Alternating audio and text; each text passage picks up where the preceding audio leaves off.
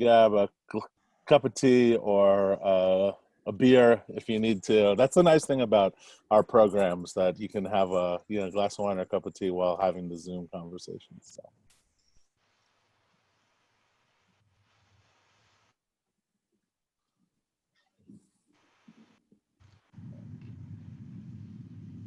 Oh, that's it.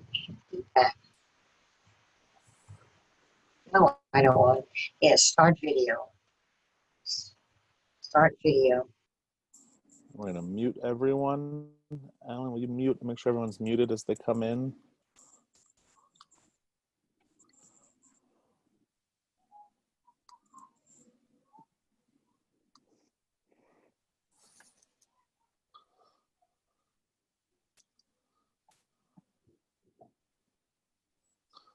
For those who are just joining, good evening, Erev Tov. It's nice to see everybody on this really lovely evening. See Rabbi Feeder, it's good to see you. Rabbi Feeder, maybe you can say hi so Seth knows who you are. Hello, Seth. We at Peninsula Temple Shalom are very happy to be part of this program, and we thank Rabbi President for inviting us to be co-sponsors, and thank you to the Beth Am community. Yeah, it's nice. And then I know, as Rabbi Feeder mentioned, we're also joined by people from not just Beth Am, but from Shir Hadash, so the southern part of our area, as well as Peninsula Temple, Beth El, and San Mateo. So we represent the west side of the Bay Area really well. And I know, Seth, you live on the east side of the Bay Area, so welcome virtually over to the peninsula. It's good to have you here. So. A few more people are joining. I'll give a couple of just sort of etiquette things. We're going to keep people on mute. Really thanks to Alan and Jay who are helping with some of the technology. Alan's got the Kotel behind him, so if you're looking to see who Alan is, I like that you're bringing Jerusalem to us, Alan. Thanks as always. And then if you want to see the boxes, you should just keep it on gallery view, but when Seth gives his presentation, he's going to share his screen a little bit. We'll put it on speaker view, or you can put on speaker view so you can hear from him directly. Then maybe Rabbi Feeder and I will help feed some of the questions to him. If you have questions at any point, put them in the chat. We want to make sure that we'll have some time for a Q&A as well. So it's 7:34, so we might as well begin. My name is Rabbi John President. I'm the rabbi at Congregation Beth Am. It's fun to be joined by Congregation Shir Hadash and Peninsula Temple Beth El and Peninsula Temple Shalom. Welcome to Rabbi Feeder as well. And it's really a delight to have with us Seth Brysk. When we asked him to be a part of this, probably 3 or 4 weeks ago, we knew the world was changing, and the world has even changed more since when we asked him. And so no doubt he'll touch on some of the topics that we advertised in terms of sort of anti-Semitism in the age of COVID, some of the rising bigotry against some of the other communities, specifically Asian American communities in this area, but also no doubt he'll touch about sort of some of the recent unrest in the United States and sort of a perspective from the Anti-Defamation League and those things. So Seth Brysk is the ADL Central Pacific Regional Director, which is all of Northern California, as well as some of the Mountain West states and Hawaii. Seth served in the IDF and organized Palestinian and Israeli dialogue groups. He's a former cabinet member of the American Zionist movement. And he lives in the East Bay with his wife and his 3 children, who are all in school and home quarantining. So for those of you that has kids at home, even making it onto a phone call at 7:30 at night is quite a feat.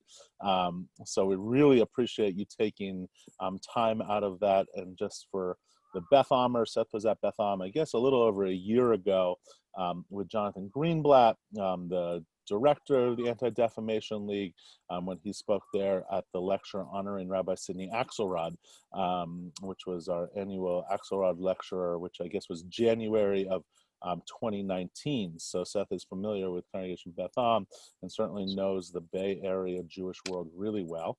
And I'll turn it over to you. Thanks so much, Seth. Thank you, John. I really appreciate it. I want to thank not only Rabbi Prosnit, but all of the Beth Am community, Peninsula Temple Shalom, Peninsula Temple Bethel, and Shir Hadash, Rabbi Feeder, for welcoming me to this discussion. I will violate a cardinal rule of public speaking and apologize to you from the very start.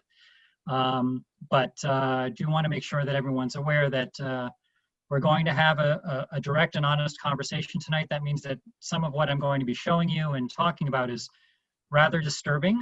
If you've eaten, I hope it doesn't give you an upset stomach, and if you haven't yet, I hope it doesn't ruin your appetite further.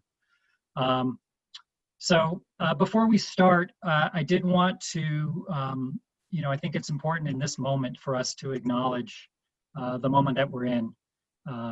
The funeral that took place yesterday, the testimony on Capitol Hill today, in the aftermath of the murder of George Floyd. So while I'm not going to touch in too great of a detail in my opening remarks, we can certainly talk about it a little bit more as we get into the discussion. But I did want to share with you, and I'll try to do this throughout, some resources. So if you look in the chat, you'll see there's a couple of links to some information. One is from an organization called 8 Can't Wait. They are promoting 8 policies that police can adopt to reduce the number of killings that might take place. There are, within that page, there is a drop-down menu. You can search for your own city. There are some of the cities along the peninsula and around the Bay Area are listed there. It identifies whether or not that city has those policies in place. And then the second resource is the link to the ADL page, which not only talks about our statement, but some of the resources we have, how to talk to children about some of these issues, our statement, some other articles that you might find informative and useful as we're, as a country, confronting our societal ills and trying to look to heal. But let's jump into the conversation. I'm going to share my screen. So if you're not already, you should maybe go to speaker view, and we'll get going. Now I'm going to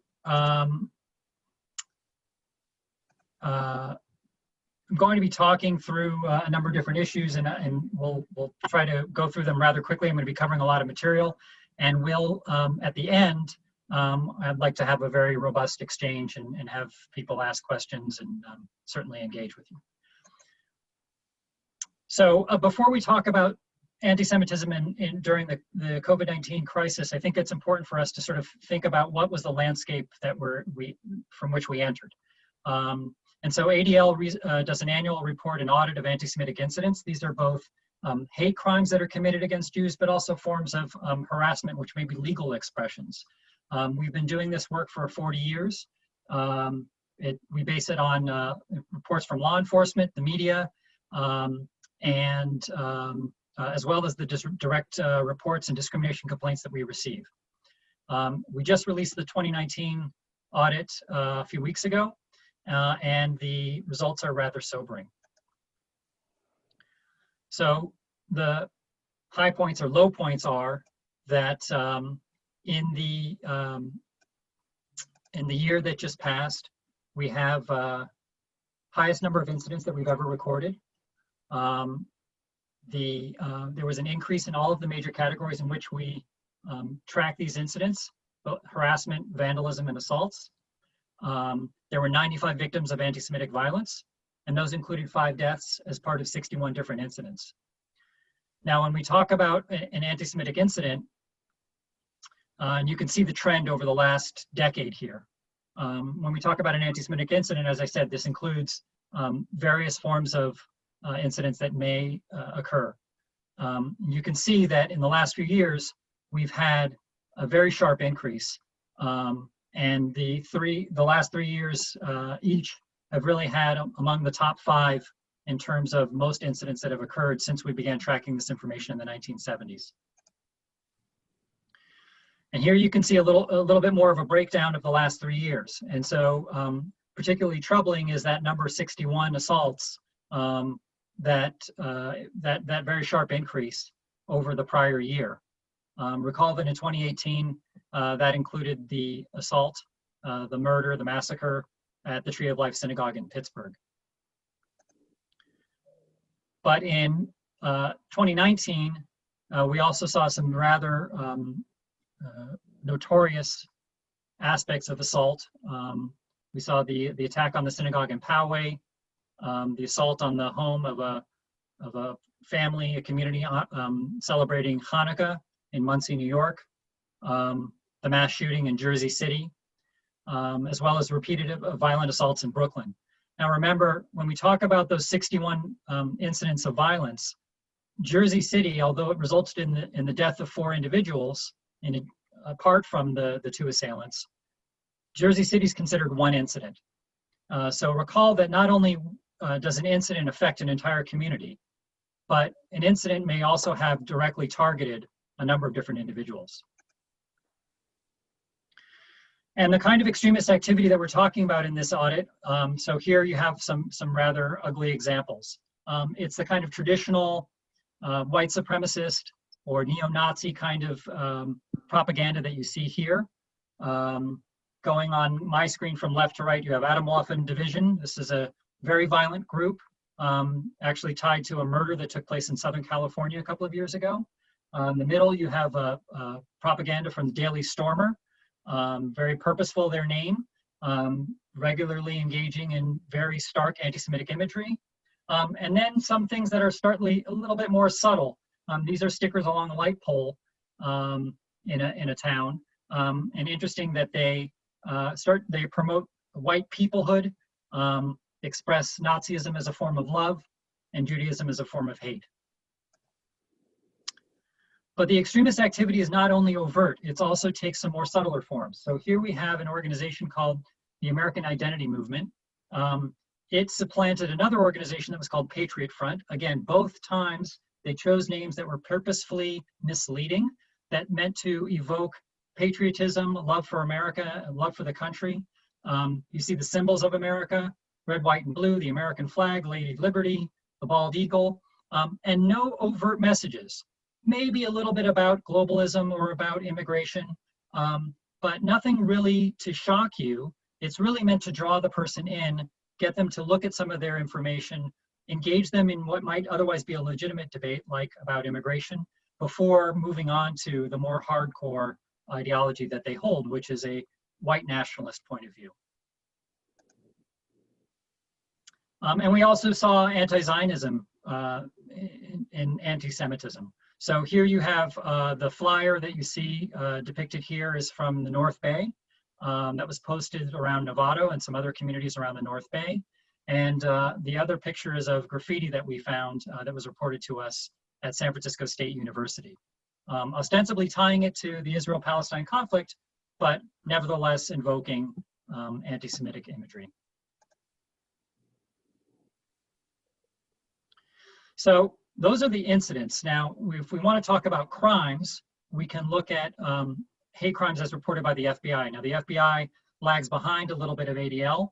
The most recent year that we have is the year of 2018. So what you have before you are the statistics from that year.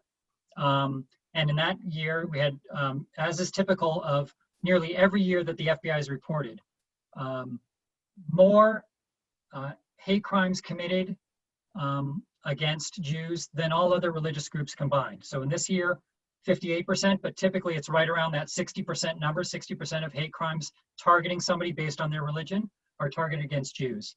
11% of total hate crimes. Jews are consistently the third most targeted group as measured by the FBI. Most targeted are African Americans.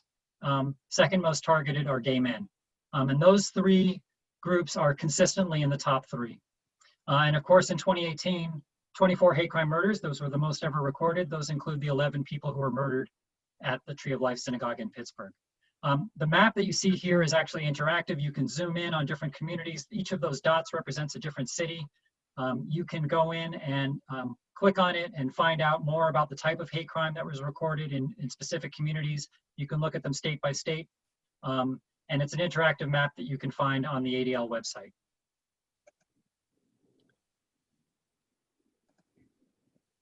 So now I want to do a little bit of something interactive with you and do a quick hate crime quiz. So we'll just do a couple of quick questions. So the largest category of the FBI's reported hate crimes for 2018 were based on, and these are the categories that the FBI uses for classifying hate crimes. Race, ethnicity, ancestry, religion, sexual orientation, disability, gender, or gender identity. Now, this is not a poll, so you can't click on the screen. Just think to yourself what you might guess, and I'm going to reveal the answer to you. The answer is race, ethnicity, and ancestry. Here are the numbers broken down, and again, this is consistent. Race and ethnicity and ancestry is typically the most targeted among those people who are targeted in hate crimes, according to the FBI. Next, in which of these states were the most hate crimes reported? California, New Jersey, New York, Washington, Texas, Michigan. What would you guess? Well, sadly, the Golden State leads.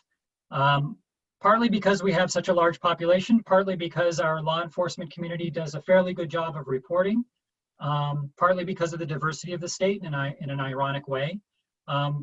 California typically is the leader in hate crimes that are reported to the FBI. Now, having said that, it's important to remember that hate crimes are almost always underreported. There were over 90 municipalities that failed to, and these were municipalities with a population of over 100,000 that failed to report any hate crimes whatsoever to the FBI during that year. So we know that there are more hate crimes out there that are not being reported, in addition to individuals who might have a reason, either fear of retribution, fear that they don't want to report themselves, fear of immigration, a number of different reasons why people might not report a crime to the FBI. But let's move on to what we've experienced more recently under quarantine, why we've all been sequestered at home, trying to flatten the curve of the COVID-19 virus. Well, we've seen this new crisis, but some old tropes being evoked. So here you have, on my right, a picture. These are all real pictures that were been shared among different people. In the old days, it would be that the Jews are the ones who are bringing the plague. Think back to the Black Plague, or think back to other forms of sickness or other plagues that have happened in human history. Under the new COVID-19, Jews are the plague. So you see this labeled as caricatures of Jews who are the picture of the virus under a microscope. Or that Jews are using this as a Trojan horse. You see a classic anti-Semitic figure, something that we euphemistically refer to as the happy merchant image, repeated twice on the image on the left. That this virus is basically, it's a Trojan horse on the part of the Jews to continue to elicit further control over society. But of course, anti-Asian bigotry has loomed large. So we see memes like the ones that you're seeing here, threatening violence, making light of it, or using anti-Asian imagery, bigoted imagery, the use of anti-Asian terminology, as well as you see a picture of a car that was graffitied in a community in Fresno that was reported to us. The expletives are blocked out on the picture that you see here, but it was replete with expletives, the virus, Asians, all over their car. And then you also see the spread of conspiracy theories. Now, conspiracies are particularly concerning to the Jewish community because, in essence, as Deborah Lipstadt has pointed out, conspiracies, the notion of anti-Semitism really is in and of itself a conspiracy theory. In other words, it's all about lies. It's all about the normalization of lies. Those conspiracies, sometimes overtly, as you see in one picture that talks about who made the coronavirus. Was it Israel? Was it China? But the propagation of conspiracy theories creates an environment where it's more likely that other lies that are spread about Jews or others, immigrants, people of other ethnic backgrounds, LGBTQ, other communities, they are more likely to take hold in an environment where conspiracies are propagated and believed. And so here we see tweet, other memes that have been shared about the coronavirus in an effort to propagate conspiracy theories. We also see disinformation. So you see here pictures that are include, what to do, what you should do should you get COVID-19. The image on the right, the one that's with the red borders, is actually they took a information campaign that was being conducted by the CDC and the World Health Organization, and they copied their font. They did such a good job that the CDC felt it was necessary to put this out and put the word false across it so that people would not be fooled into thinking that this was actual behavior that they should engage in should they contract COVID-19.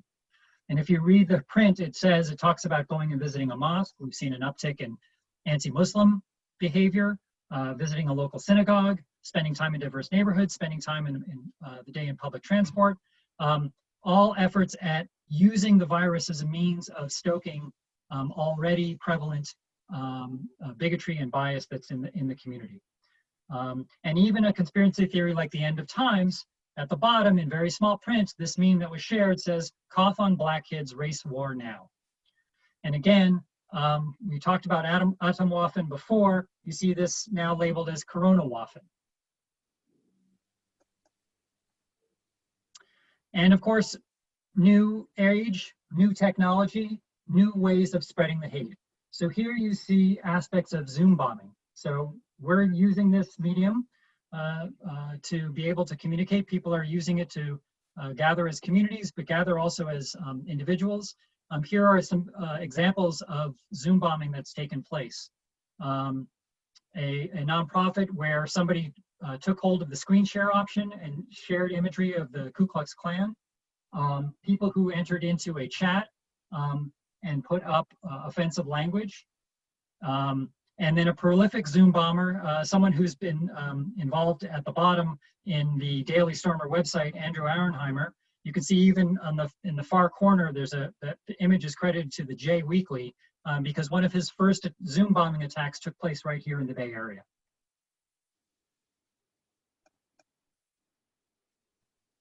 And yet, even while we've been staying safe at home, there are some real world actions that have been taking place. So here you see the Sacramento airport, an anti-immigration demonstration, but that goes, takes a very extreme view of immigration as a biological threat, as poison, ways of promoting the coronavirus in a clever way as something that is meant to inspire people to stop immigration. And of course, just using the coronavirus as another way to express anti-Semitism with a touch of anti-Israelism. But we've also seen violence. So here you have a picture of Timothy Wilson, somebody that the FBI was tracking for some time before the coronavirus hit. This is a quote that he offered. And here you see an image of him from one of his chats that he frequented. And you can see the person is saying that he really liked everybody in this chat and that people should be careful about what they do. Why is that? Because Wilson had discussed, as the FBI was tracking him, attacking a school with a large African-American student population, potentially targeting a synagogue and a mosque. Because of the pandemic, and he was unable to continue to do his plans, he decided to turn his sights on a hospital. And he was actually killed in a exchange of gunfire with FBI agents as they were trying to arrest him as he was on his way to commit an act of domestic terrorism against a hospital. We've also seen a bombing plot against an elderly facility in Massachusetts. And so the fact that we're at home, staying safe at home during the coronavirus has not prevented some extremists from going out and trying to commit acts of violence. So I'm going to stop my screen share now, and we'll turn it over to John, I guess, and we can engage in some conversation. And then throughout, I'm also going to, please feel free to use the chat. I'm going to be posting some information into the chat as well. Some more links to follow up on some of the information that I already presented that you might find useful. Thanks so much, Seth. Really appreciate your presentation. Certainly sobering. Not very hard. Some of those images are very difficult to watch, and to know that some of those have been happening in our backyard. Beth Am was a victim of a Zoom bombing very early on. And so to know that, this is real. This is something that we all experience, and that we know anti-Semitism metastasizes in different ways as well throughout history and even now. And so once again, I'll encourage people to put anything you think about into the chat, and then we'll relay the questions directly to Seth so he can respond, whether it's a comment or a question, and maybe we'll try and collaborate on some of those or coalesce some of those into one specific question. And of course, we'll also ask Rabbi Feder if he has any specific questions that he wants to ask. So I'm curious specifically about our area. I know you work in the Northern California, and my hunch is you don't go to Hawaii all that often as part of the ADL, even though it does sound nice. So is Northern California different than other parts of the country? Do we get different responses? Are there specific incidents that we should be thinking about in a different way? Well, Northern California really isn't all that much different than the rest of the country. We live in a diverse community.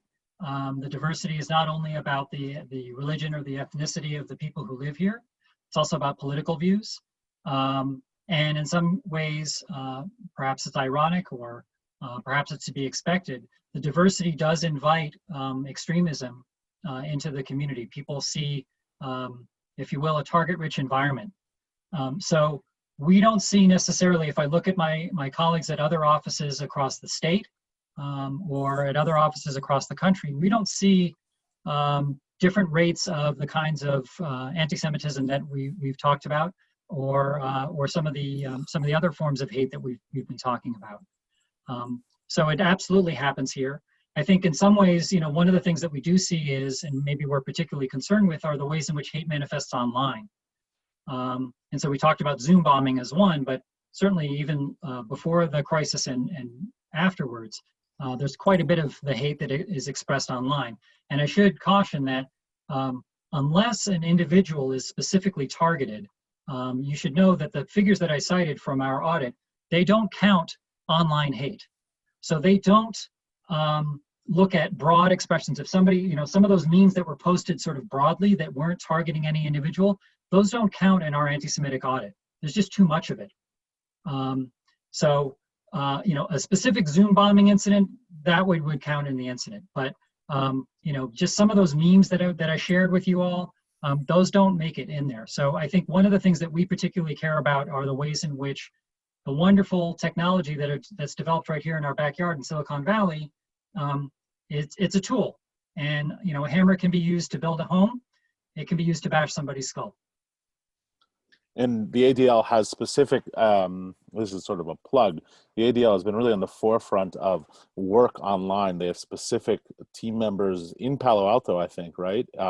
Working specifically with the area tech companies about how to respond to hate online, and being in direct dialogue with those, different than the work that Seth does in Northern California, but specifically working, I know the ADL very early on did a specific with the chief marketing officer of Zoom to really think about what are the ways that we can respond to this area. So no doubt, being in our backyard, Twitter and Facebook and Apple and Google and some of the other social media companies as well, I really admire the ADL's work on that. That's right. John, if I could just say, I just put in the chat a link to the Center for Technology and Society, some of the resources and reports that we've produced. We were one of the ones that identified this phenomenon of Zoom bombing, and we did work with Zoom to try to put into place additional security features. And again, in the chat, I put in steps to how to prevent Zoom bombing. Those are things that you can use for family gatherings or other, if other communities are gathering in other ways. I encourage you to go ahead and look at that checklist, go through it so that you can help to protect yourself and your community. Rabbi Feeder, go ahead. Thank you, Rabbi. I'd love to pose a question that a congregant shared with me the other day, and she's on the event tonight and posted this question in the chat. But regarding social media and the website Nextdoor, and this occurred in Millbrae, somebody posted in a conversation about Black Lives Matter, well, what about the atrocities Israel is causing to Palestinians to this day? They're literally ethnically cleansing the area, but I guess that's okay because they are the chosen people, right? So what would you recommend as a response to that? So it's a difficult one. It's one, unfortunately, that we've seen before. I think that, in times like these, we have to be sensitive to the moment. We have to understand that, there are very real issues of racism in American society. There are very real issues that require that our society heals itself, but also looks to real concrete solutions to the problems that we confront. So when somebody's expressing a point of view like that, as radical as it is, as much as it is genuinely an expression of anti-Semitism, it's also important to come with a certain sensitivity to the perspective that they're bringing. Part of that perspective is they're repeating misinformation, disinformation, hate. They may or may not be the source of it. You can't necessarily assume. It's very difficult in an online environment to understand exactly who it is that you're engaging and what their motivations might be. So I would say a couple of things briefly for somebody who encounters something like this. One would be to say, it's really unfortunate that at a time when we are facing something as serious as the crisis in America over racism, when we are all hurting over the murder of George Floyd, that someone would try to take that moment and use it for, to co-opt it, to corrupt it for a different purpose. We have real racism in America, and it's going to take solutions, and I want to be part of that solution. However, the way to address racism, the way to address bias and bigotry is not to engage in another form of bias and bigotry. And I think that's what you're seeing here. You're seeing a misinformation. Certainly we can disagree about Israel. Certainly we can have arguments, and there are legitimate forms of criticism of Israel. But when you talk about, when you make charges of ethnic cleansing, mass murder, when people are ridiculing the notion of chosenness, these are expressions of anti-Semitism. Again, the person may not understand that they are espousing anti-Semitism, but they are. So I think you have to come with a bit of sort of humility to the conversation, not knowing who they are, what their lived experience is, and yet also be able to push back. We talk about a three-part sort of response to anti-Semitism or any form of hate. And that is that we want people to stand up. So sometimes it's just as simple as saying, what you're saying is not okay. You're engaging in bias. That hurt me. So stand up, 1. 2, share facts. So if you have information to share, like you should know that chosenness, that's not about Israel, and that's not a political point. You're talking about my religion. You're talking about my community and my people. So share facts. And 3 is show strength. Sometimes that can be in coalition with others. Sometimes it can be the courage to be able to speak out. Sometimes it can be the courage to follow up, to talk to the platform, to go and pursue this matter further. So I would encourage people to do those 3 steps. Thanks, Seth. That's super powerful and something that I know that we're all, thinking about. I want to remind people that the ADL actually is not, they respond to anti-Semitism, but they are, a civil rights organization at their core, right? And they fight racism and homophobia and Islamophobia and anti-Asian bias and other type of aspects. So I think the way that the ADL has been able to be so nimble, and to be able to respond in these difficult times is really, quite admirable. I couldn't help but notice that 2017 was the year of spikes. And the year of Brexit, and right after the Trump election, and authoritarian regimes in Hungary and Brazil, all around those. And maybe this is more comment than question, and ask you to comment on my comment. But how are we responding to this reality? And is that a false connection I'm drawing, or are we picking up on something there? Well, I think we've noticed a couple of things, and I do think the timing is not a coincidence. We did see during the presidential campaign of 2016 the beginnings of a sharp increase in anti-Semitism, and we saw increases in hatred as well. So I think part of what we've seen is, for instance, the notion of the breakdown of civility in general. We saw it expressed through the campaign, but we saw it manifest in lots of other ways. We also saw, so that's one, is that incivility that's really taken root in American society. And then the thing is it's been amplified exponentially in an online environment. So whereas it used to be, and we've had the internet for some time, and we're used to this much more so, again, living where we are in proximity to Silicon Valley, or living in Silicon Valley. But for many, the technology is still relatively new, and at that time was relatively new. And you saw it being utilized and weaponized in a way that it hadn't been before. Certainly it had been used in certain ways, but we've really seen it used to greater effect in a number of different ways. So the use of social media to spread these kinds of lies, the use of bots to automate hate, the use of the anonymity of the internet to be able to allow people, to embolden people to act out. All of these things converged. And so it's not a coincidence that we've seen these spikes in the last couple of years. There are certainly a number of different reasons why. And I think, we've seen a failure on the part of our leadership in the country to be able to really sufficiently call it out for what it is, speak truth about it.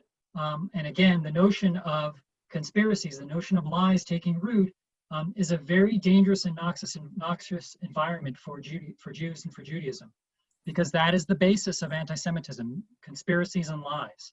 And so when lies become more believable, or when the truth becomes more subjective, then that's not good for the Jews, as the saying goes. I'm going to encourage people to keep adding questions to the chat. One thing I didn't say, that if you want to send me a private chat, if you'd rather your question be a little bit more anonymous, or Rabbi Feeder a private chat, if you know him well, if you would like to be more anonymous, please feel free to do that, and we'll be sure to pass that message on to Seth. And one more question for me. You mentioned in your conversation around the question about Next Door and Black Lives Matter, something about coalitions, and I'm really interested in how the ADL goes about coalition building. Certainly, as your slides pointed out, must be some with the Asian American community in this specific time, but with African Americans and Latino Americans and LGBT Americans. And how do you think about coalitions with people that may not agree with you on every single topic, specifically Israel, but maybe other topics I'm not thinking about either? Sure. Look, coalitions are vitally important. It's part of, ADL's mission is two-part: to stop the defamation of the Jewish people and to secure justice and fair treatment to all. But if the rabbis will permit me, I'm going to quote Hillel in saying, Hillel taught us that if I'm not for myself, who will be for me? But if I'm only for myself, what am I? And if not now, when? So it's very important. It is absolutely central to our Jewish tradition that we not only speak up for ourselves and we stand up for our own rights, but it's incumbent upon us to speak out on behalf of others. Again, with the permission of the rabbis, there is no more frequently cited commandment in the Torah than to welcome the stranger, because we were once strangers in a strange land, right? So it's no mistake that we understand our own history, our own tradition, but that we also, understanding our history and our tradition, understanding our sources, that we must speak out for others. So that's very important to us in the work that we do. We are certainly not in agreement with every coalition, with every group on every single issue. There are any number of groups, whether it's Catholic groups that have different views on women's rights with regard to reproductive rights, whether it's what is the best way to address racism in society, or whether it's disagreements about Israel. And certainly, to be sure, if a group is guilty of spreading lies about Jews, about Israel, if they are guilty of promoting hatred against Jews in Israel, then that's a group that we really can't work with. But I want to rest assure you that there are a number of different groups in the civil rights space who are proud partners of ADL. They are eager to be partners with ADL, from the Latino community, from the LGBTQ community, from the African American community, from the Asian American community, women's groups, all sorts of rights groups from any number of affinity groups are in coalition with us. Look to us as a model and a leader. And we've been speaking out for over 100 years on behalf of the civil rights of all, because we know that a healthy society for its Jews is going to be a healthy society in general. And a healthy society in general is going to be a place where the Jewish community is protected. So that is both, it's ethical, it's moral, it's part of our history and our culture. It's also strategic. Are we allowed to talk? We're gonna just go to some of the questions from that Can I people have talk? put in the chat. No, we gotta stay with otherwise it'll just become too chaotic. We're gonna do some of the questions from people from the chat. I'm sorry about that. If you have a specific question, please chat to me or Rabbi Fieder or to put it in the group chat. One of the questions here, what can we do as individuals to help combat when we see acts of anti-Semitism or maybe racism in general, and call things out when we see them? Right, so I talked about, speaking up on behalf of yourself or being an upstander, not a bystander. Speaking up on behalf of somebody else. So we teach this as early as grade school with kids with regard to bullying, whether or not it's based on an identity characteristic. It's very important. When you have a group, just to extend that analogy with the schools, when you have a group of children standing around and you have somebody who's an aggressor, and then you have somebody who's a target. The aggressor, when they engage in the bullying behavior, if nobody else says anything, they think the group is with them. And the person who's the target of that bullying, they believe that everybody else in the group is with the aggressor. But all it can take is something as simple as I said before, I'm not okay with this. You're being hateful, you're being hurtful, and walking away. That takes away some of the power of the aggressor in that moment. It says to the person who's the target, I'm with you, and you have allies.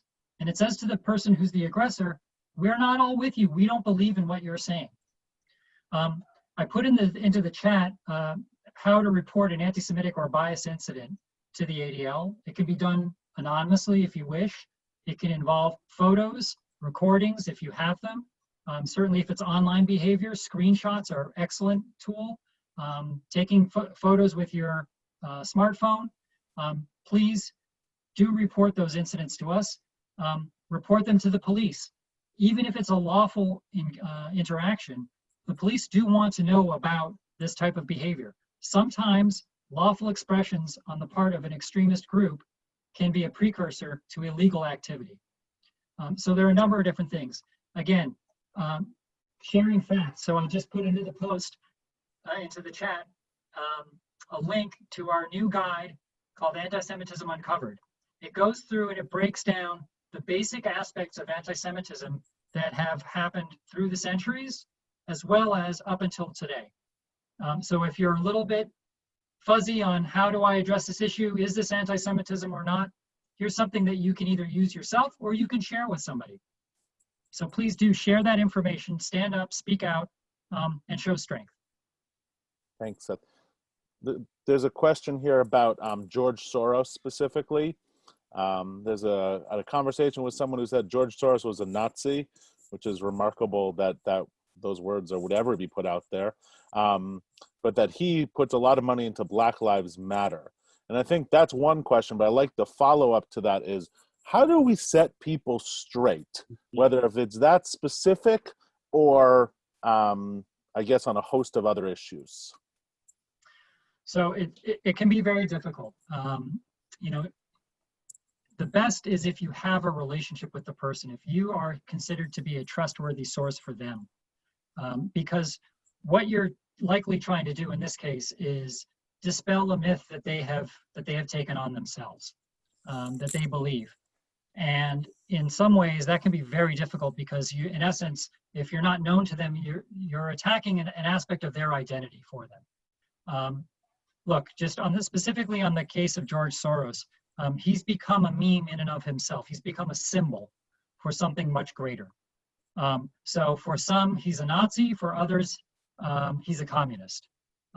He's been used in both ways. And of course, the irony is that here is a man who fled Nazism and a man who helped to invest heavily in his home country of Hungary in the aftermath of the fall of communism. So somebody who really, in many respects, understands very well both of those extremes. And please, you know, we've talked about a number of different issues of anti-Semitism. Don't get me wrong. Anti-Semitism is real and it exists. It comes from both the left and the right. It comes from a variety of different ideologies. And if you're only talking about one ideology, then you're not being serious about it. That's not me saying that to you. That's Professor Deborah Lipstadt, who's a noted authority, saying that. It's most important, in particular, that if you are a member of the right or the left, or a different political party or group, that when you see anti-Semitism manifesting from within your group, that you call it out. So this goes back to those trusted relationships. When somebody who otherwise is liberal sees anti-Semitism emanating from a conservative source and they try to criticize it, it's easier to say, oh, well, they don't like conservatives anyway, so I'm just going to discount that. That's why it's that much more incumbent on a conservative to call it out, and vice versa. When somebody who is a liberal sees anti-Semitism from within their own party, from within their own home, it's very important that you call out liberal anti-Semitism. Because you're going to be more credible. You have the believability. People will listen to you because they know that you're committed to other aspects of their program and they know that you're trustworthy. So there's a private question to me that comes to this a little bit, and then I think Rabbi Fida has another question. And I don't know this incident specifically, I'm sure you do. I'm having a hard time figuring out when young kids will be young kids and when we should really call them out, as in the Penn State incident. So I don't know, my hunch is a good chunk of us might know about the Penn State incident, but I don't. Sure. And so maybe you could, and I think it does go to this question of, you know, trust and who do we call out and when do we call out? And then when do we also recognize that sometimes kids will do stupid things? Right. So the Penn State incident is an incident that took place recently. Photo was sent out over social media of some young women enjoying themselves. Two of them had drawn in marker on their shoulder a swastika, and they were smiling and laughing. So I believe that's the incident that this person's referring to. And there were calls to have the students expelled, and the like. Look, it's important whenever you see hate manifesting that you call it out. It's important whenever it happens. Words matter, and they shouldn't simply be discounted. Oh, it's just talk. Don't worry about it. Not true. ADL's past national director, Abe Foxman, who was a Holocaust survivor, used to say that the infamous death camp Auschwitz was not built with bricks. It was built with words. Because before you could actually construct a death camp, before you could get to a point where society would tolerate people being carted off to their deaths en masse, before neighbors would tell on their neighbors, identify their neighbors and collaborate, before they would permit the laws to be passed that would enable this, before they would be cowed into not speaking up, you had to create an environment where people viewed their neighbors as something less than human, as worthy of being taken away, of being intimidated into not speaking up. So we talk about this concept of, in ADL, of a pyramid of hate. In other words, there are ways in which we all start with a certain amount of bias. And sometimes it's simple things that we do. Sometimes it's things that we may have done earlier in life. Could be an off-color joke. Could be a remark that's made. And that's certainly not an illegal act or a violent act in and of itself. And then as you move up the pyramid, fewer people will engage in acts of bias.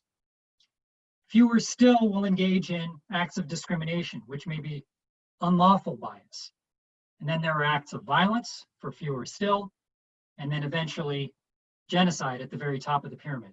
So the notion is that not everybody who starts at the bottom of the pyramid, who engages in a racist joke, is going to go off and commit genocide.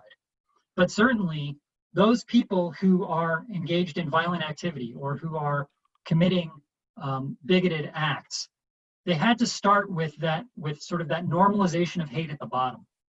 And so it's very important that we disrupt hate at its earliest moments. That's why we work in schools. That's why we do an education program called No Place for Hate and A World of Difference in schools. We start as early as kindergarten. And we talk about identifying hate and disrupting hate at its earliest moments. Because children aren't born hating, they have to learn how to hate. If they can learn how to hate, they can learn how to love. Rabbi Feder? Thank you. I'd love to pose a question that comes to me, and the gist is, many people have read in our community about aspects of the Black Lives Matter platform being either anti-Jewish or anti-Zionist. And the question is essentially how those of us who are against racial injustice and want to express solidarity with the Black Lives Matter movement as a statement of principles, what do we do about the aspects of the intersectionality that led to this platform? So let's, it's important to remember, Black Lives Matter is a movement. It's a construct. It actually started as a hashtag, just a phrase that was being spread throughout social media. So it's not something that has a specific address. You can't look up online and a phone number to call Black Lives Matter. There's no office where you'll reach somebody. You can't, if you were a supporter, just write out a check to Black Lives Matter and send it off to an office somewhere and know that you're donating to Black Lives Matter. It's an idea. It's an idea that the brutalization of African Americans in this country has to stop. That it has gotten to the point where life for Blacks is considered to be worth less or even worthless, and therefore more easy for people to abuse, or even, as we saw horrifically in that video, to snuff out. So what has happened, though, is there are some, and there was a group a couple of years ago who, under the name of Black Lives Matter, created a manifesto. It was a very long document. Some of the groups involved with Black Lives Matter at the time were involved in it, not all. Some of the people who supported Black Lives Matter were involved with it, but certainly not all. I would say the vast, really in a minority. And within that document, there were some very ugly things that were written about Israel, sort of along the lines of this charge that we heard before about intersectionality, which in many respects is this notion of my suffering is tied up to your suffering. They are interconnected. We're all interconnected. That's also not necessarily in and of itself a bad concept. But this notion that within that movement, that among the intersectional issues, for some, there was this notion that Israel was a part of that. And we see it manifest in lots of ways. You see it in the comment that was made about the Nextdoor chat about the commission of genocide against the Palestinians, they're doing it there, so now they're doing it here. The use of police tactics that are, Israeli false charge of Israeli police committing brutality that's then adopted by U.S. police forces here. We've seen lots of ways in which this lie and these lies have been spread. So within that document, there was a very small section that talked about the boycott, divestment, sanctions movement, that talked about genocide, Israel's committing a genocide, and that this is tied up, along with a number of other injustices and forms of racism and bigotry in the world that are all tied up together. And if we eliminate those, we'll see an improvement of the situation of racism in America. And this is among the goals of the Black Lives Matter movement. At the time, and you can go to the ADL website, there's an article that our CEO, Jonathan Greenblatt, wrote that talks about this.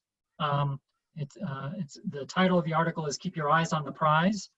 And what it did was it sort of was a charge in two directions. It was one, to members of the Black Lives Matter movement to remind them that you have a righteous complaint here. You have something that we want to stand in partnership with you about, which is to end racism in America.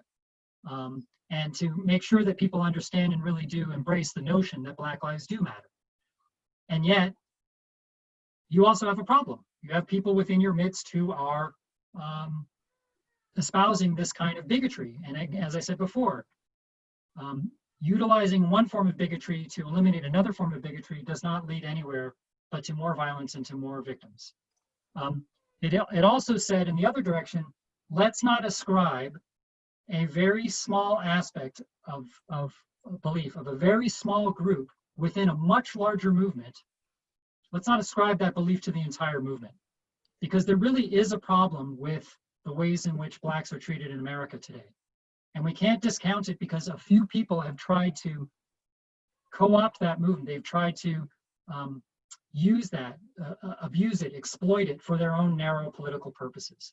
And we are seeing that. We're even seeing that from people within the Jewish community under the name of Judaism, saying, this is our moment to be able to delegitimize Israel. And it's just wholly inappropriate. So I hope that's a good explanation there. As I said, there are ways in which you should not shy away from supporting the notion that Black Lives Matter, supporting the notion that there is racism in America that needs redress, and yet also understanding that yes, there are some people who are going to use it for very ugly reasons.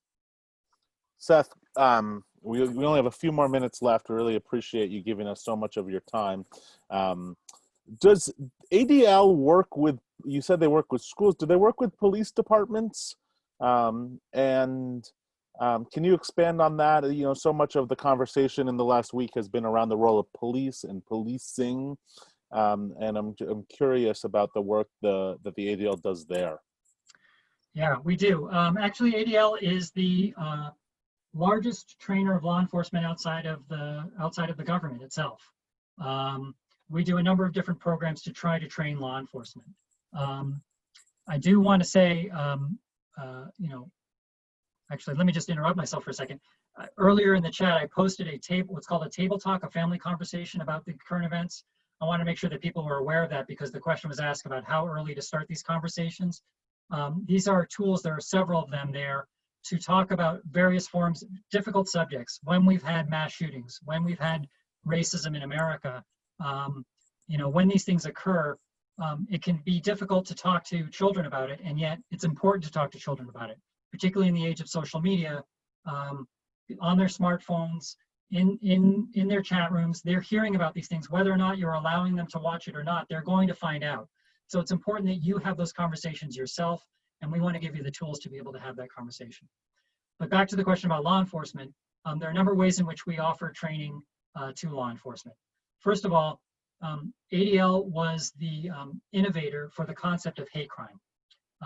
Before the 1980s, there was no such thing as a hate crime in the United States. A hate crime is an enhancement to an already existing crime because we know that crime was committed by somebody in the name of hate. In other words, they didn't target the person because they wanted to rob their house because they needed the money, or they didn't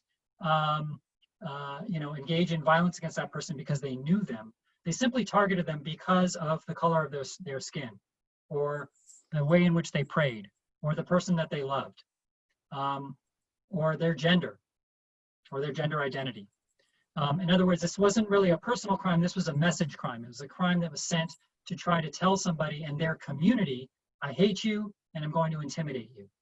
And so we felt it important to add into the statute an enhancement to the penalty for a crime that's committed in that way, because it not only, again, targets the individual, it really is a message that's being sent to the entire community. So one of the things that we do with law enforcement is we teach them about hate crime. We teach them how to investigate a hate crime. We teach them how to process the evidence for a hate crime. We teach them how to deal with those people who are targeted by hate crime.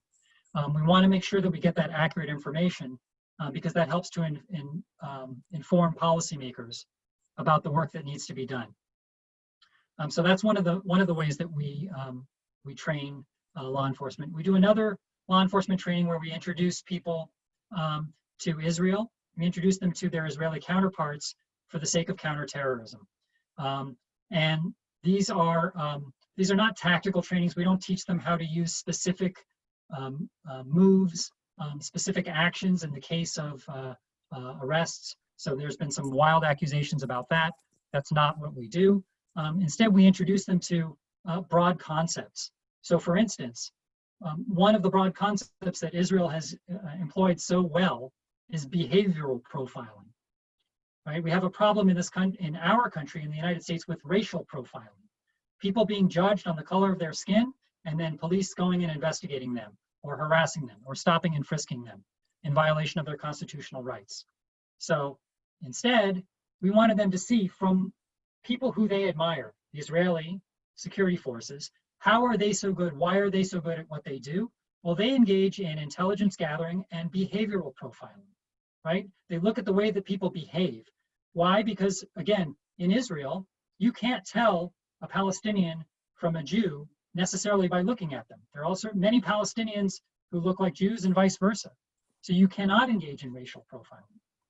So they learn those things. And they also learn, again, not only how to prevent, but also, unfortunately, in the event that it does occur, how to respond to a terrorist incident. So one of the stories that we talk about is the ways in which the site commander at the Boston Marathon bombing, when he responded, he made 2 calls immediately. One was to the chief of police to explain to him that what was going on the ground and what he had done. And the second call was to a counterpart that ADL had introduced him to in Israel. And he knew that this person had dealt with a terrorist bombing himself. And he understood that this was an expert who dealt with it, sadly, many times. So he said to that person, okay, I've done A, B, C, D. What else should I be doing to keep the community safe, to preserve the evidence, to pursue the attackers? Because at that point, they were still at large and unknown. So it's those kinds of lessons that we impart to law enforcement. And then the last thing we do is something that I just put in the chat, is one example in the chat, is we provide through, we have a center on extremism that does investigative research on extremist groups of all stripes. And we compile that information. Like a journalist, we're allowed to compile, do that research, hold that information. Police can't do that on a suspect unless there's a specific crime that they're investigating. If they did, that it would be unconstitutional to be investigating that person, and that evidence would be thrown out in court. But like a journalist, we can be a resource for them. So we've done things like what I've just put in your chat is created a hate symbols database. There are all sorts of codes and symbols, sometimes as simple as a number, 14, which is the number of 14 words, which is a white supremacist motto and a credo that they live by, or 88, which could simply be somebody's tattoo that reflects the number of their from their high school football team, but it also could very easily indicate that 8 being the eighth letter of the alphabet being H, that 88 stands for HH or Heil Hitler, and that this is a person who's using code to communicate that they're a white supremacist. So those types of things, that type of expert testimony is important to have people, in law enforcement be able to investigate those crimes, to offer expert testimony at trial, to make sure that it's understood what it is that's going on here, and why this may not just be simply a crime, but it may be in fact a hate crime. Seth, thanks so much. We saved the chat, and so with your permission, what we'll do is we'll send out the links that you had, as well as your email address. Is that okay? Or somebody at the ADL's email address to be able to, for people to connect if they have any questions. I saw one teacher put in there, they're interested in help bringing some of the ADL curriculum to their schools. So if nothing else comes from this whole evening, how wonderful is that to think that our future generation you know, is thinking about those. I'm sorry to those whose questions that we didn't get specifically. We're just out of time. Seth, I just want to ask you like one final thing. You know, I feel like this has been a little bit of a downer of a conversation, and we've talked about anti-Semitism and hatred and pandemic, rises in pandemic and issues of intersectionality. Can you know, this organization that has been serving this country and serving the Jewish people for 100 years, you know, exists not only because it's reactive, but also because it's responding to some of the deep beauty of the Jewish tradition. And you mentioned some of that. I'm wondering if you have like a thought about leaving us on something that we can hold with us, that we can bring to our Shabbat tables, even though we're not having a lot of people at our Shabbat tables these days, but to bring to our virtual Shabbat tables with a little sense of optimism, with a sense of wonder potentially. So. Oh, I don't know about wonder, but Rabbi Feeder, you know, Jonathan, thank you so much for having me. Thank you all for your attention and for enduring what I can only imagine is a very difficult conversation. But it's important. And I appreciate you taking time out of your evening to listen. I suppose I would just say, you know, I put 2 email addresses for people to be able to reach out to contact ADL. There's also adl.org, which is our national website, or sanfrancisco.adl.org, which is our regional website. I think, you know, I think about the ways in which people come together. And I think about the ways in which, you know, in these difficult times, that people are there for one another. So I think about, you know, when my office received a credible bomb threat, and the entire block in downtown San Francisco was evacuated. The very first call I got was from a community leader from a civil rights organization representing the Muslim community. He said to me, "What can I do? How can I help?"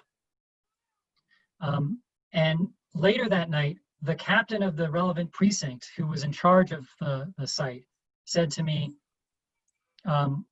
I just want you to know, I knew exactly what to do in case of this because I took part in one of your trainings and I knew exactly how to respond. And I think about how even during the course of our conversation right now, my cell phone, which is sitting right next to me, just lit up. I got a call and then a text from one of the local leaders of the NAACP, thanking me for the outreach and the resources that we shared with her, and making sure that we were continuing to communicate with one another and continuing to collaborate and coordinate with one another. So I think, you know, the message of hope is that in times like this, there is an opportunity. You know, George Floyd's family talks about how he's going to change the world now. It's terrible, it's horrific, the way in which he was murdered, and yet perhaps the good that will come out of this is that we'll really see some serious change with respect to racism in America. So I think out of every crisis like that is an opportunity for community to come together, for people to rally around one another, to support one another, to stand up for themselves and to stand up for others. And that's what we need right now. And we can do that even from a distance. So I encourage you to, you know, visit some of those resources, to speak out, to be active, even from home, even from the comfort of your living room, and even from, you know, on your keyboards, and don't cede the playing field to the other side. Show your strength. Well, thank you so much, Seth. You know, we at Beth Am, we have so many different, we start many of our meetings, or we end some of our meetings with the idea of La'asok b'tzorkei hatzibor, with the idea of blessed are you, the ones who provide work on behalf of the community. So on behalf of PTS and PTBE and Betham and Shir Hadash, we say thank you so much for all that you do, for all the work that you do on behalf of the community, for all that you do in fighting for justice and serving our Jewish community as well as the global community. I saw in the chat that there's even somebody here who lived with you at the Bayit at UC Berkeley. So how cool is that? So maybe they can text you later at some point too. But Erev Tov, everybody, thank you so much. We recorded this. We'll send out a link to the recording and all of the ADL resources in the next couple days. And we really appreciate it. Everybody stay safe and check in on your neighbors. So.